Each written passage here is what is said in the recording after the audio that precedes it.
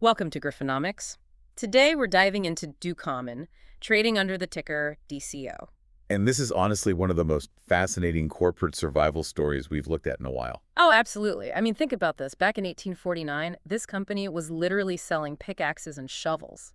Yeah, basic hardware to prospectors trying their luck in the California gold rush. Right. And because of that, they are remarkably the oldest operating company in the entire state of California. Which is just wild to think about. Surviving the gold rush, the Great Depression, multiple world wars, the Cold War.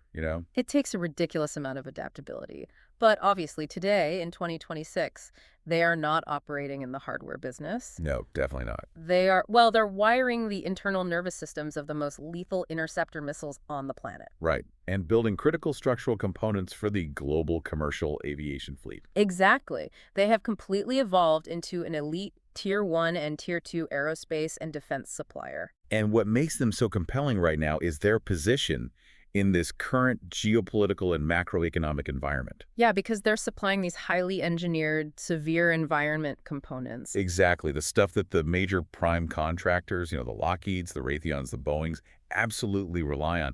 They need these parts to keep their assembly lines moving. And that actually brings us to the core tension of today's deep dive. Yeah. We are dissecting this incredible paradox buried inside their Q2 2026 earnings report. Yeah, the paradox is striking. Right. Because on one hand, Ducommun is executing this massive, sprawling structural portfolio transformation. I mean, they just posted record quarterly revenue of $224.5 million.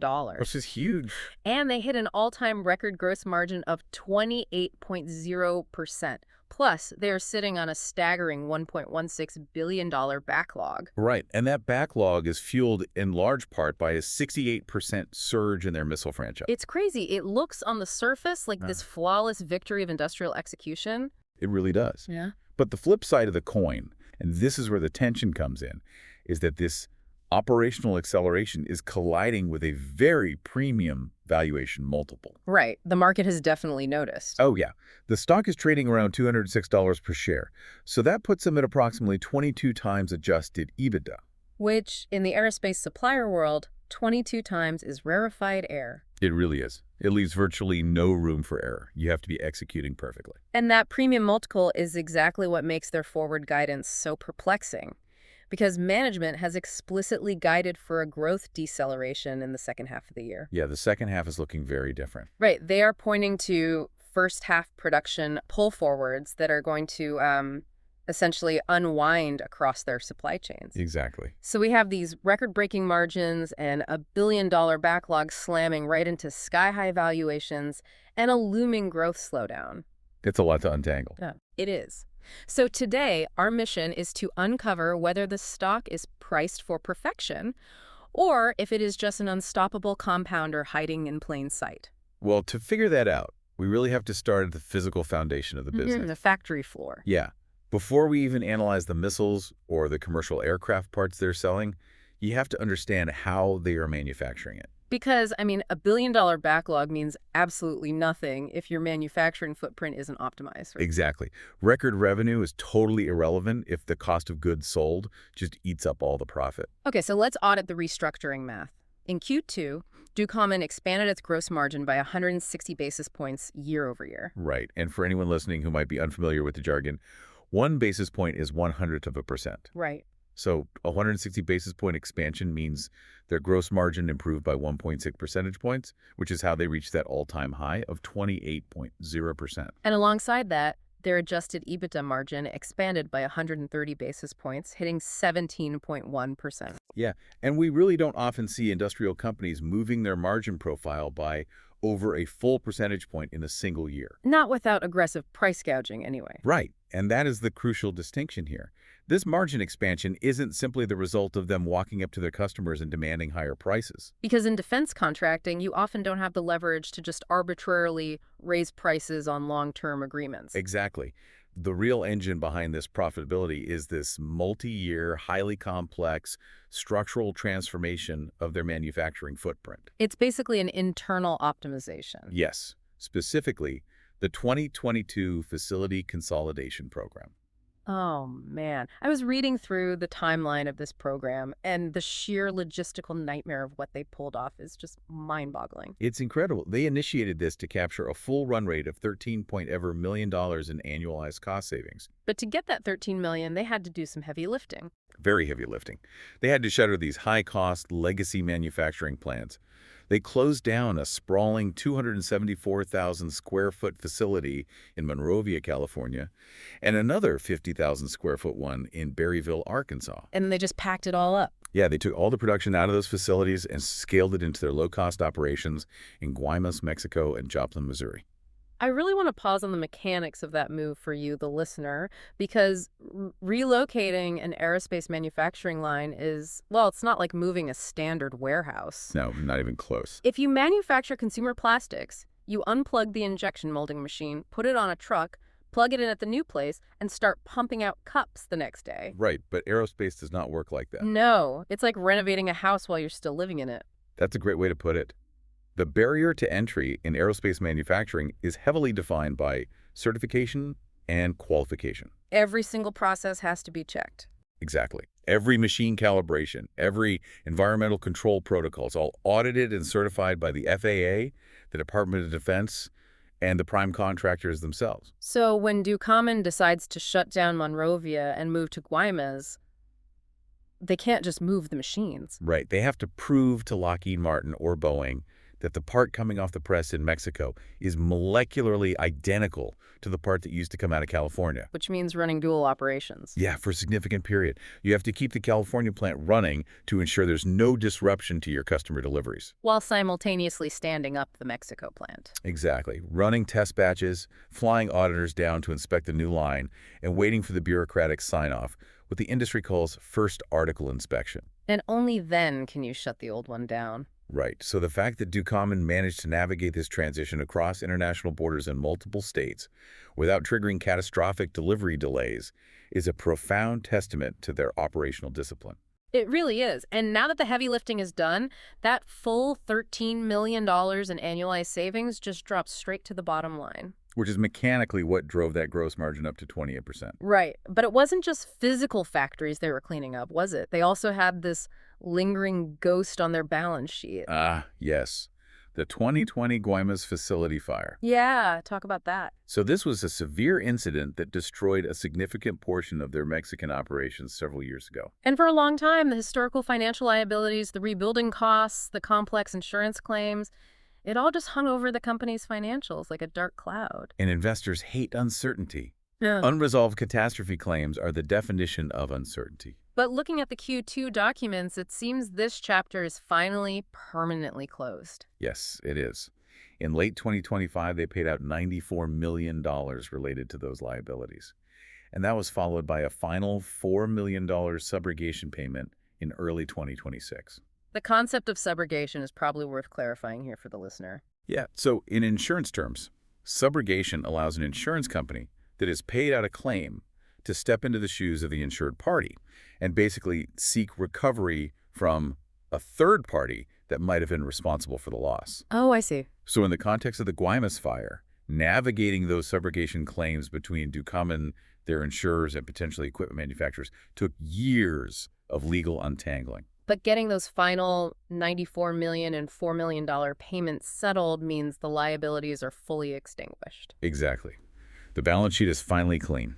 Management can focus 100% of their bandwidth on forward-looking operations. Which is actually a perfect segue into the accounting normalization in this quarter. Because I have to be honest, I need you to explain a very specific nuance I found in the SG&A line items. The selling, general, and administrative expenses. I was looking at their GAAP margins, generally accepted accounting principles, and they looked slightly inflated due to this bizarre corporate clawback. That is a fantastic catch, and it really highlights why you have to read the footnotes as an investor. Okay, so what exactly happened? Ducommun had a historical stock compensation restatement.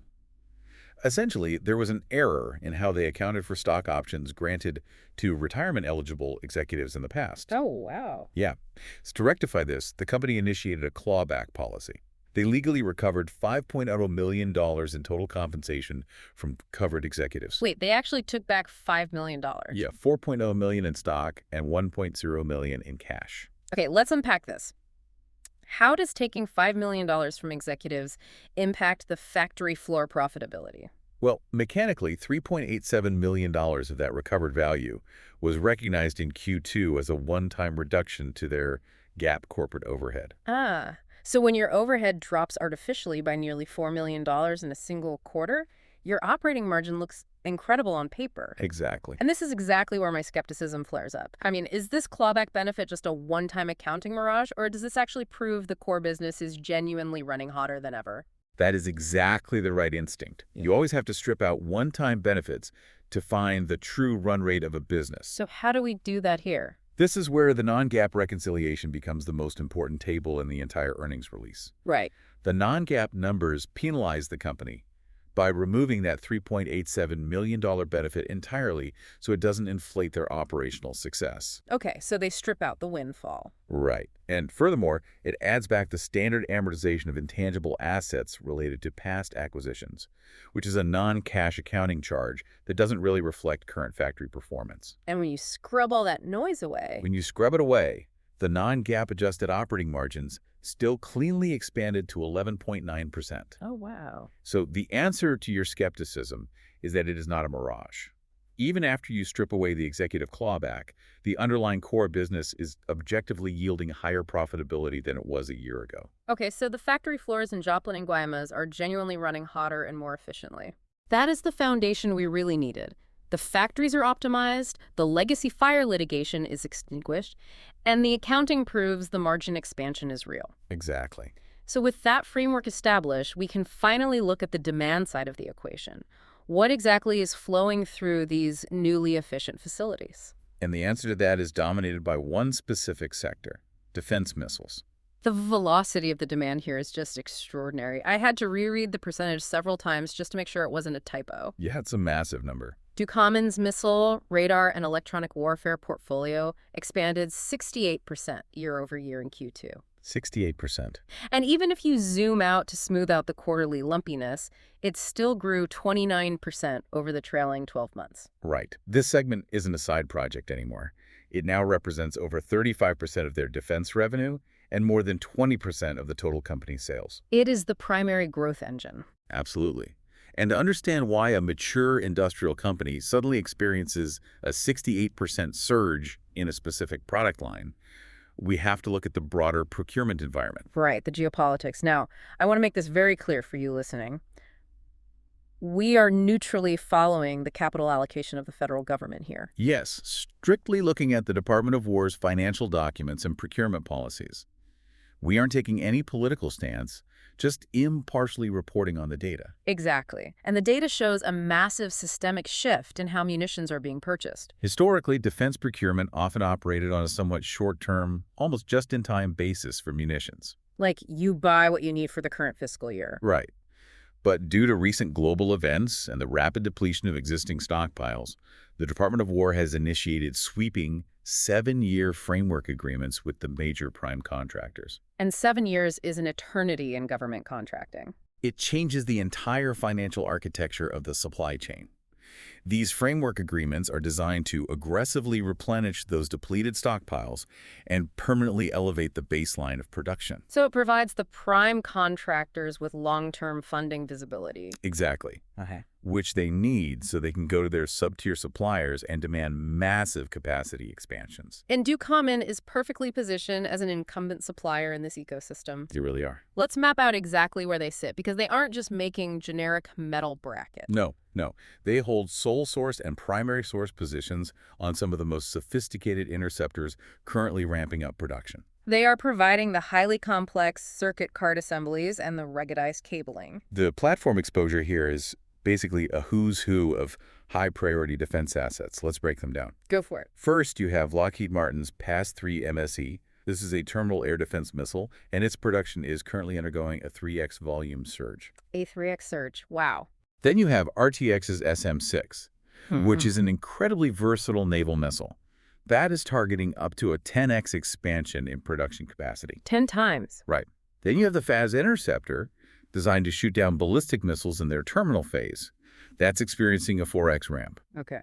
And finally, you have multi-fold increases mandated for the SM-3 and the venerable Tomahawk cruise missile. When I look at the relationship between Ducommun and a company like Lockheed Martin, I always come back to this printer and ink cartridge analogy. Oh, I look at that. Right. Because Lockheed Martin and RTX, they sell the massive, expensive printer, the physical missile body, the propulsion system, the airframe. And stuff that gets all the headlines. Exactly. But Ducommun provides the ink. They manufacture the highly complex, irreplaceable internal circuit cards and the wiring harnesses that serve as the central nervous system of that missile. Which are completely critical. Yeah, if the radar detects a threat, that signal has to travel through Ducommun's wiring to tell the guidance fins to adjust.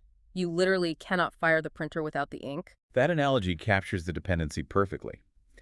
And it highlights why the engineering behind these specific components is so notoriously difficult. Because of the physical environment, right? Exactly. Consider the physical environment of an interceptor missile like the PASI-3 or the SM-6. It is one of the most violent operating environments imaginable. It's not exactly a gentle ride. No. These missiles accelerate to high supersonic or hypersonic speeds in seconds. They execute maneuvers that pull 40 or 50 Gs. Unbelievable. The vibration, the acoustic shock, the extreme thermal fluctuations, it's immense. If you take a standard commercial circuit board, like the one inside your laptop and put it inside a PAS-3, the solder joints would shatter instantly under the G-force. Or it would just melt. Yeah, the thermal shock would delaminate the silicon. Which means a multi-million-dollar interceptor misses its target because a $10 wire snapped. Exactly. Therefore, Ducommun circuit card assemblies require highly specialized ruggedization. They use proprietary conformal coatings, specialized high-temp soldering techniques, and severe environment potting compounds to literally encase the electronics. So the barrier to entry isn't just knowing how to solder a wire. No, it is having the decades of testing data to prove to the Department of War that your wire will not snap when the missile pulls a 50G turn at Mach 4. And once you are designed into a missile program with that level of qualification, you become incredibly sticky. Very sticky. The prime contractor is highly unlikely to replace you because qualifying a new supplier could take years and millions of dollars in testing. Which completely explains their sole source and primary source positions. Once you're in for the life cycle of the weapon. Right. But here's the operational challenge. If RTX comes to you and says they are ramping SM-6 production by 10x and you are the primary supplier for the nervous system, you have to ramp your production by 10x as well. Right. So how does Ducommun physically achieve that without destroying their own balance sheet by building massive new factories? This is where we see the sheer brilliance of their prior restructuring efforts paying off. Look at their operational execution in Joplin, Missouri. That's one of their primary hubs for these severe environment interconnects. Exactly. To support the multi-fold increase in Tomahawk harness production, Ducommun brought 25,000 to 30,000 square feet of floor space online in Joplin, and they hired roughly 80 to 90 new specialized technicians. And expanding your workforce by 90 skilled technicians in this labor market is no small feat. It's incredibly difficult. But what is most impressive from a financial perspective is that they achieved this massive capacity expansion with minimal capital expenditure. Ow. They didn't have to break ground on a new billion-dollar mega factory.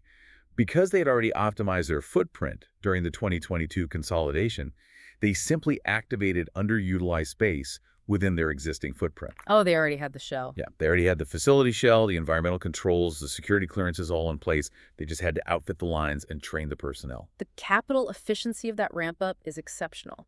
It really is. But wait, hold on. We know the broader aerospace and defense supply chain is deeply fragmented right now.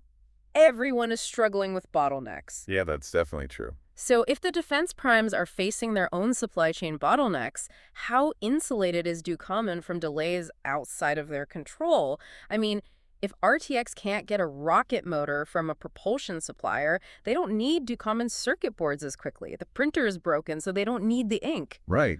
Does this massive backlog just evaporate? That is a very astute challenge, and it really addresses the concept of inventory buffer strategy in a constrained environment. Analysts definitely pressed management on this during the Q&A. You did, heavily. Yeah. And management's response was highly illuminating. First, they stated that their own internal supply chain, the raw materials they need to build their circuit boards, is stable. Okay, so no pinch points restricting their output. Right. They have secured their own buffer stock. But what if the customer can't take delivery? If a prime contractor delays final assembly due to a third-party engine shortage, that could indeed temporarily delay Ducommun's revenue recognition. The physical shipment might just sit on the loading dock for an extra quarter. Okay. However, the critical distinction is that the demand is not lost. It is simply deferred. Ducommun operates on firm, legally binding purchase orders. Right, because of those 7-year framework agreements. Exactly. The prime contractor still desperately needs that component. The backlog remains entirely intact. Ducommun might experience a timing shift in cash flow, but the total lifecycle revenue of the contract is absolutely secure. Okay, that provides a lot of clarity. The volume is locked in. Now, the missile supercycle is an incredible volume growth story.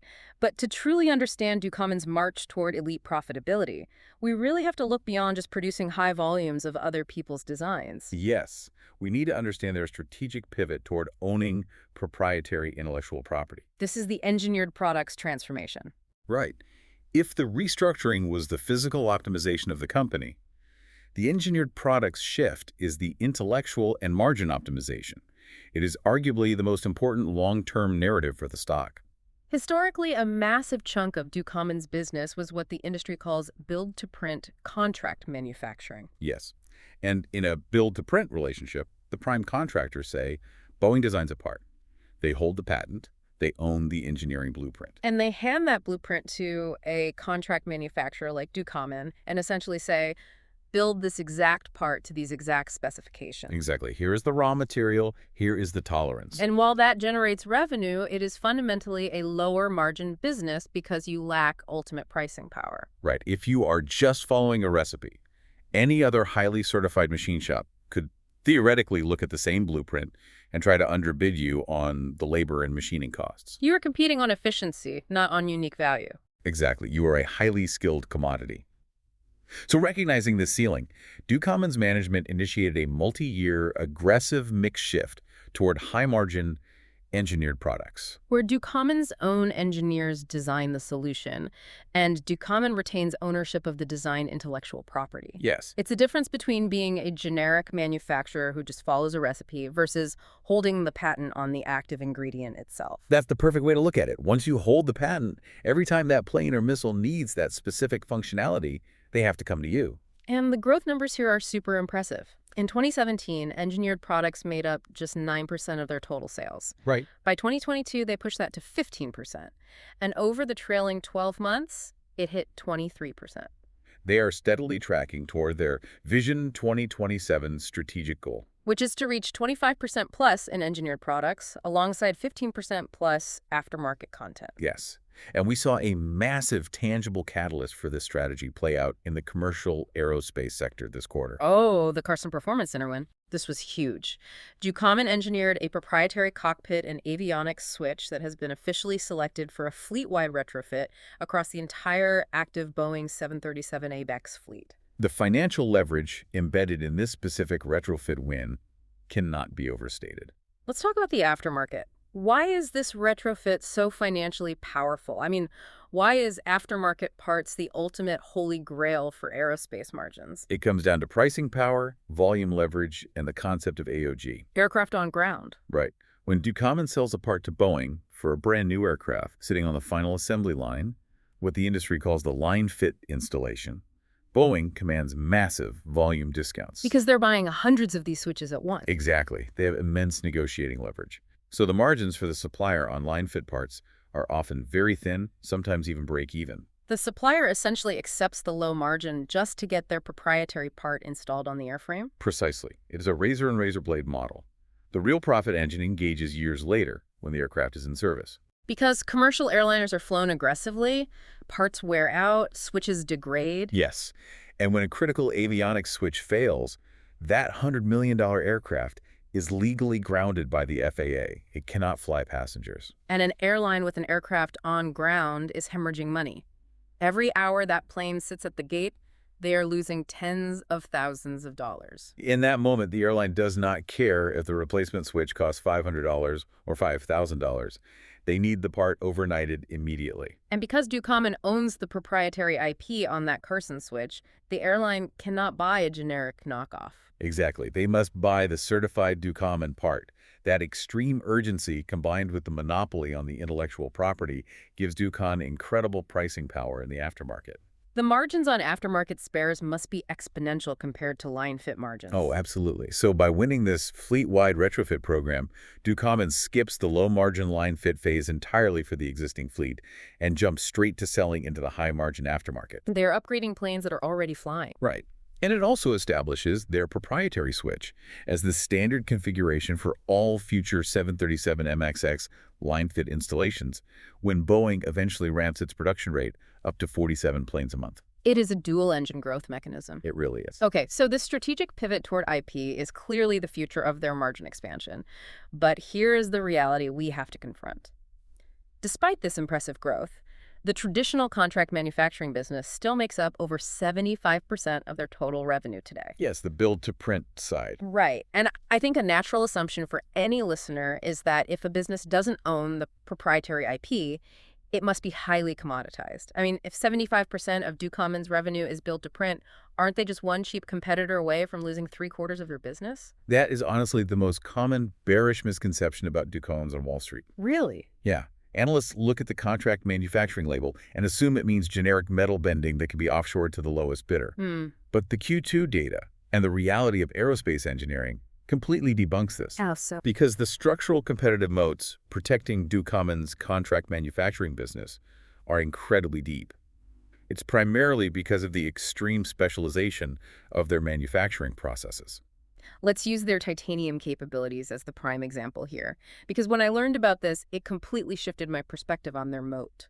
Titanium is a fascinating material. It is incredibly strong, highly resistant to corrosion, and very lightweight. Which makes it the holy grail for aerospace structures. Exactly.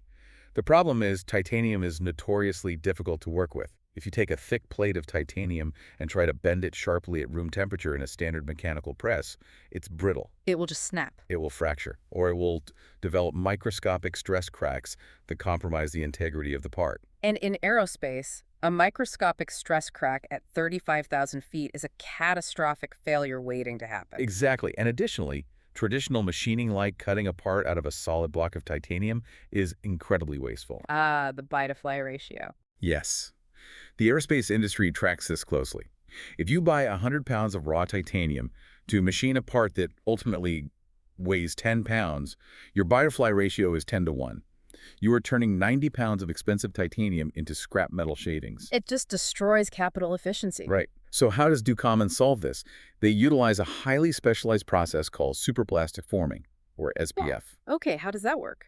In this process, you place the titanium sheet inside a specialized heated die.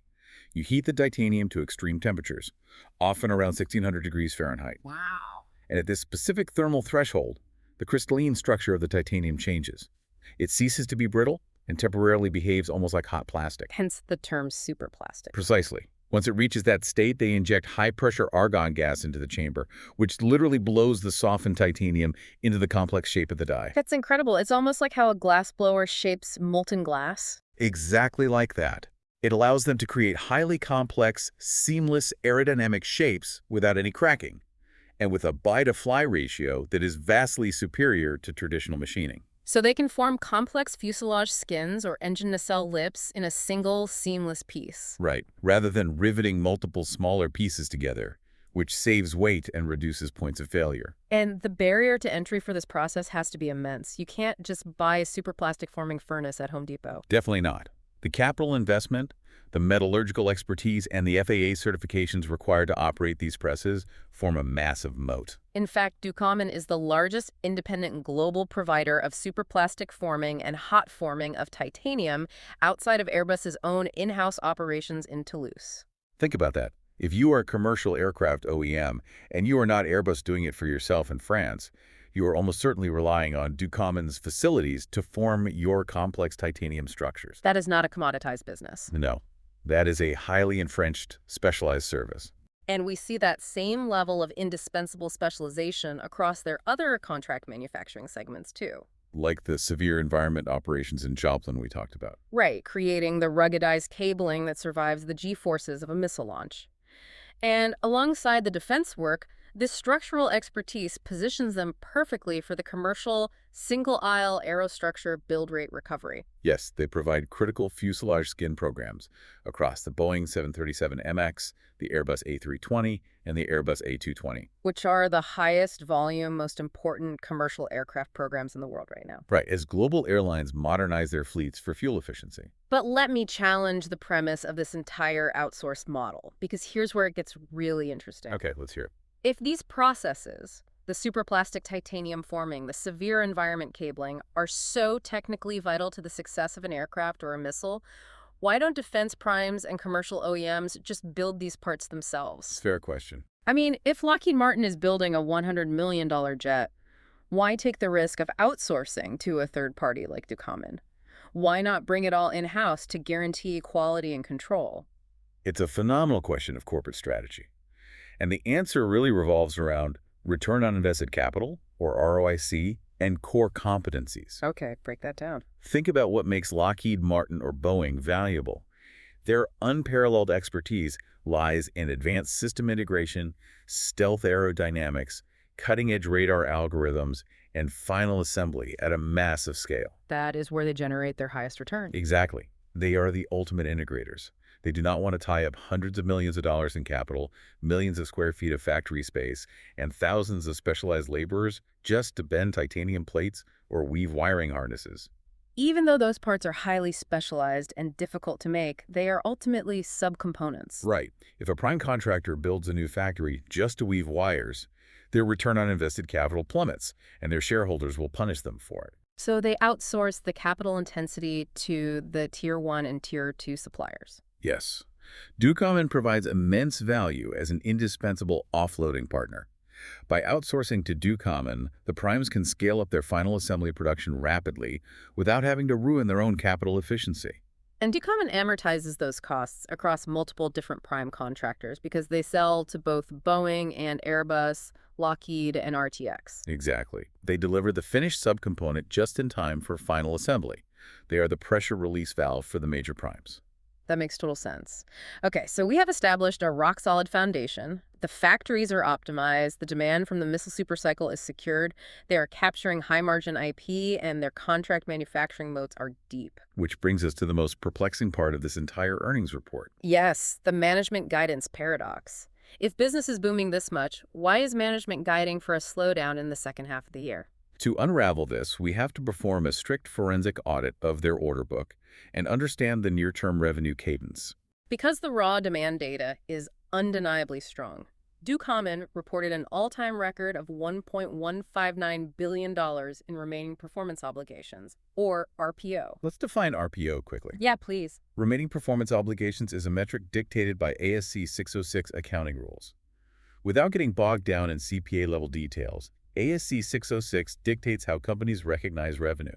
RPO represents the total value of legally binding contracted orders that Ducommun has received, but for which they have not yet performed the work or delivered the product. It is the purest measure of their contracted backlog. Exactly. And that backlog is growing at a staggering rate. The $1.159 billion RPO was supported by $309.7 million in pure net bookings during Q2 alone. Which yields a massive 1.4x quarterly book-to-bill ratio and a 1.3x trailing 12-month book-to-bill. Right. A book-to-bill ratio basically measures the velocity of new orders coming in versus finished goods shipping out. A ratio of 1.0 means a business is perfectly stagnant. You replace every dollar of shipped product with $1 of new orders. Exactly. Anything over 1.0 indicates a growing business. So a 1.4x book-to-bill is the definition of a business that is accelerating rapidly.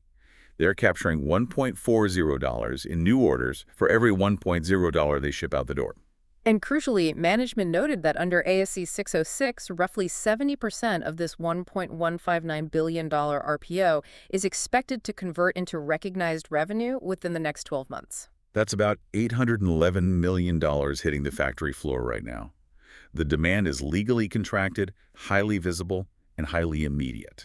So here's the paradox for the listener. In the first half of the year, H1, their revenue grew at a very impressive 12%. Right? Yet full year 2026 revenue guidance was merely reiterated at mid to high single digits. Which mathematically necessitates a significant deceleration in the back half of the year. Exactly. If you average 12% growth over the first 6 months and you expect the full 12 months to average out to, say, 7 or 8%, the second half of the year has to drop to the low to mid-single digits to drag that average down. Yeah, the math doesn't lie. Why is a company with a 1.4x book-to-bill ratio and a record backlog guiding for a deceleration? Are new orders suddenly drying up behind the scenes? No, the reality of this deceleration comes down to a vital manufacturing concept called level loading. Ah. Management explained very transparently that H-1 production was intentionally pulled forward to level load their manufacturing facilities. Explain level loading in the context of a factory floor. Well, think about the massive, sudden influx of missile orders we discussed earlier, the 3x and 10x volume surges. A physical factory is governed by the laws of physics and human capacity. You cannot scale a manufacturing line by 300% overnight. Right, you'd be scrambling. It would be absolute operational chaos. You would have to mandate endless overtime pay, aggressively expedite raw materials at premium prices, and rush the manufacturing process. Which drastically increases the risk of quality control failures. Exactly. And in aerospace, rushing a product leads to a scrapped part, which destroys your margin entirely. So to avoid that chaotic spike, they smooth out the production curve. Yes. They worked ahead of schedule throughout Q1 and Q2. They pulled future manufacturing requirements forward into the present to build up buffer inventory for heavy customer deliveries that are legally required to ship later in the year. It's the industrial equivalent of aggressive meal prep. Ha! Exactly. Like, if you know you are going to be working 14-hour days on Thursday and Friday, you cram all your cooking for the week on Sunday afternoon.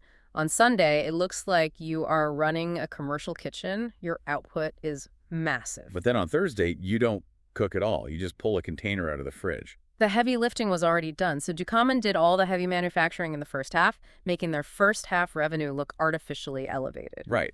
And consequently, as this pre-built inventory unwinds and ships out in the second half, the actual H2 manufacturing activity and the revenue growth tied to it will mechanically moderate. Because the work is already finished. That analogy perfectly captures the mechanics of factory level loading. I understand the mechanics, but I have to push back on this.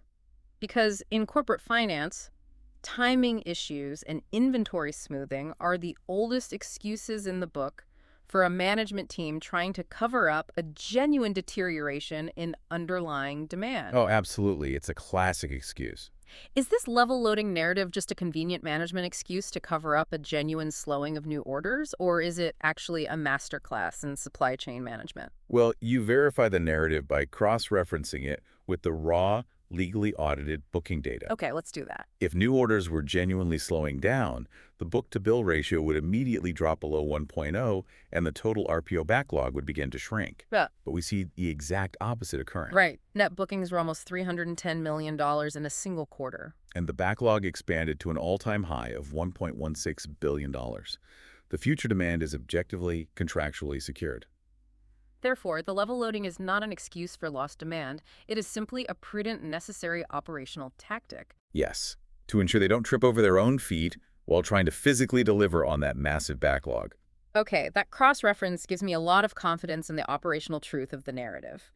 But even if the deceleration is planned, a slowing growth rate in the second half of the year can still terrify Wall Street, especially for a stock trading at a premium multiple. Definitely.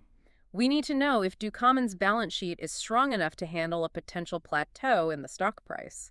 Let's audit their capital structure. The capital structure is the ultimate shock absorber here, and Ducommun has built a genuine financial fortress. They recently executed a comprehensive refinancing of their debt, right? Yes, securing a $650 million credit facility. This is strategically broken down into a $200 million term loan and a massive $450 million revolving credit line. Giving them access to capital whenever they need it. Exactly.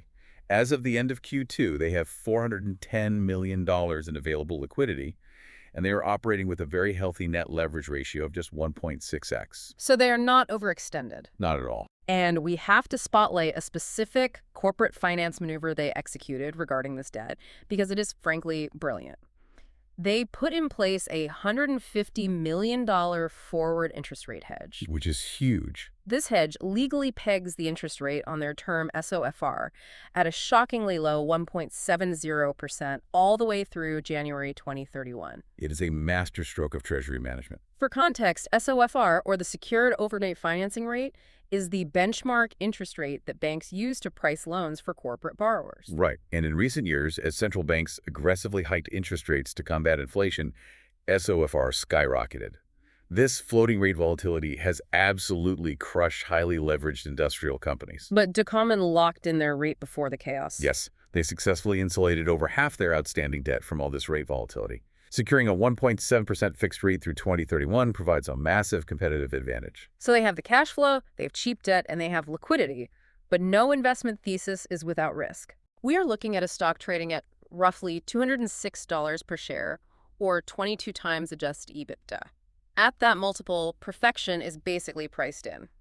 What are the three core execution risks that could derail this stock? Well, the first is commercial OEM destocking.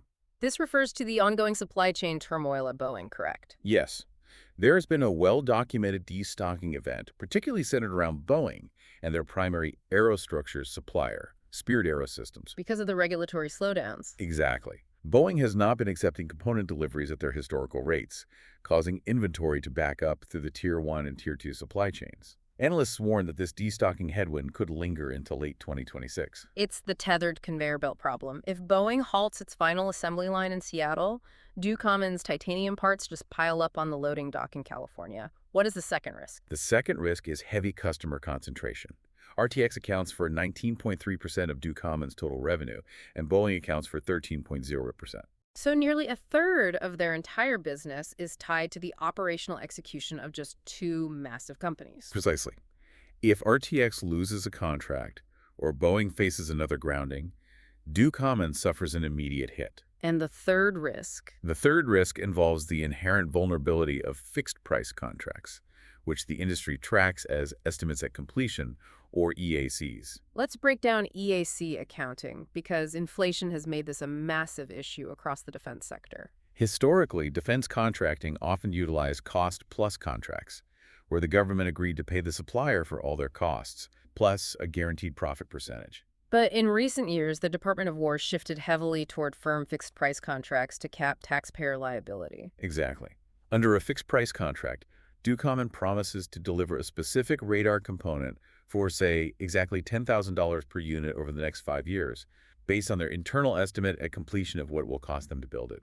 But if an inflationary environment suddenly causes the cost of raw titanium or specialized labor to spike unexpectedly, it might suddenly cost Ducommun $9,500 to build that part instead of $8,000. And the customer doesn't care about your cost overruns. You still only get paid $10,000. Your profit margin is instantly eroded. Those are three highly credible risks that definitely justify caution. And that brings us back to their capital allocation dilemma. Yes. So what does this all mean for their cash? With $410 million in available liquidity and a publicly stated goal to grow engineered products, aren't they under immense pressure to go out and buy a competitor right now, even if valuations are sky high? That is the ultimate strategic dilemma facing management today. During the Q2 earnings call, analysts from RBC Capital Markets and B. Riley explicitly pressed management on their M&A strategy. The consensus estimates suggest Ducommun could comfortably deploy up to $270 million for acquisitions by the end of 2026 without over-leveraging. Right, and management confirmed that they maintain a highly active M&A pipeline to accelerate that Vision 2027 goal. But buying growth is expensive right now. Attractive aerospace assets with proprietary IP are not sitting on the clearance rack. No, they aren't. Which brings us to the final verdict and valuation. At roughly $206 per share and 22x adjusted EBITDA, analysts like those at RBC have moved their rating to sector perform, specifically citing this valuation premium. It is priced for exceptional, uninterrupted execution. However, the bull case points out that while the multiple is high, the stock represents an elite aerospace compounder ahead of a massive catalyst. The upcoming Investor Day, September 17th, 2026, in New York. That is the date the entire aerospace investment community is circling. Management will formally sunset their old plan and unveil Vision 2032. The market expects Vision 2032 to target a structural shift to over 30% proprietary engineered products and aggressive M&A. And if they outline a credible path to achieving 20% adjusted EBITDA margins over the next 5 years, that 22x valuation multiple might not look like a ceiling. It might simply be the new baseline. What an incredible journey we've tracked today. They started as an 1849 gold rush hardware supplier and survived a century and a half to emerge as a 2026 high-tech missile and commercial aerospace powerhouse holding a $1.16 billion backlog. It's an amazing story. And as we look toward that September Investor Day, it leaves us with a final, slightly provocative thought to mull over. What's that? If Ducommun successfully executes Vision 2032, transitioning to over 30% proprietary engineered products while defense primes continue to outsource their most difficult manufacturing, at what point does the underlying subsystem supplier actually become a higher quality, more valuable business than the famous prime contractors whose names are painted on the side of the missiles? Now, that is a fascinating paradigm shift and one we will be watching very closely as the backlog converts to cash. Thank you for joining us on this deep dive into Ducommun, and keep questioning the numbers behind the headlines.